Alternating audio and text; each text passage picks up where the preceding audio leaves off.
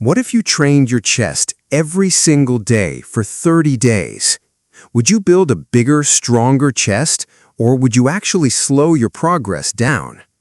Most people assume more chest training automatically means more chest growth. But there's a problem. Your muscles don't grow while you're training. They grow when your body has enough time, nutrition, and recovery to adapt. So today, we're testing the idea of daily chest training, and I'll show you a 15-minute approach that gives your chest a strong growth stimulus without turning every workout into a recovery disaster. And the most important part? The answer isn't simply train less. It's learning how hard, how often, and how intelligently you train. Before we get into the workout, let's expose the biggest mistake.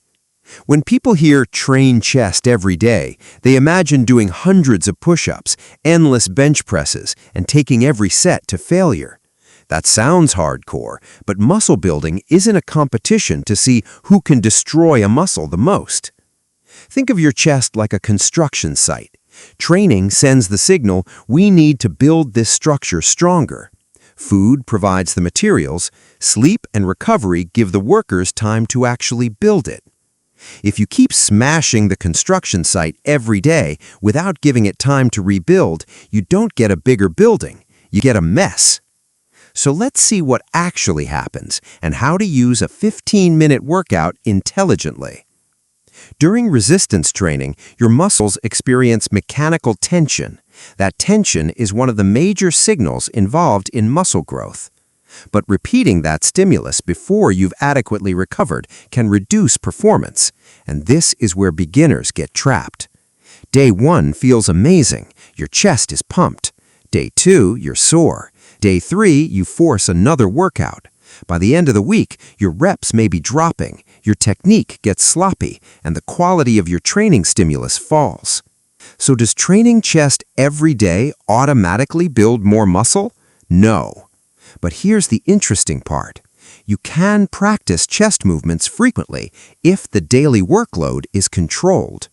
That means not every session needs to be a brutal hypertrophy workout. Some days can be lighter technique or low fatigue work. That distinction changes everything. Here's the simple structure. You'll need just 15 minutes. And today, we're using push-ups because they're accessible, easy to scale, and require no complicated equipment. Start with your hands slightly wider than shoulder width. Create a straight line from your head to your heels.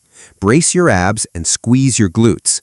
Now, lower your body under control. Don't let your elbows flare straight out to the sides. Instead, think of your upper arms traveling at roughly a 30 to 60 degree angle from your torso. Lower until you reach a comfortable depth while maintaining control, then press the floor away. That's your first light bulb moment. Don't think about moving your body upward. Think about pushing the floor away from you. That simple mental cue can improve your pressing mechanics. Perform 3 controlled sets of 8 to 15 reps, stopping with roughly 1 to 3 good reps left in reserve. Rest about 45 to 60 seconds. Now compare 2 push-ups. Wrong version, your hips sag, your elbows flare, your head reaches towards the floor first, and every repetition becomes faster and shorter.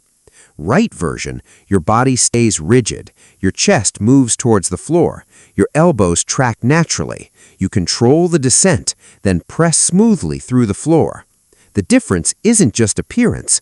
Better positioning helps you keep tension where you actually want it, instead of allowing fatigue to turn the movement into a full-body survival exercise. Remember, a perfect rep is more valuable than a sloppy rep that simply increases the number on the screen.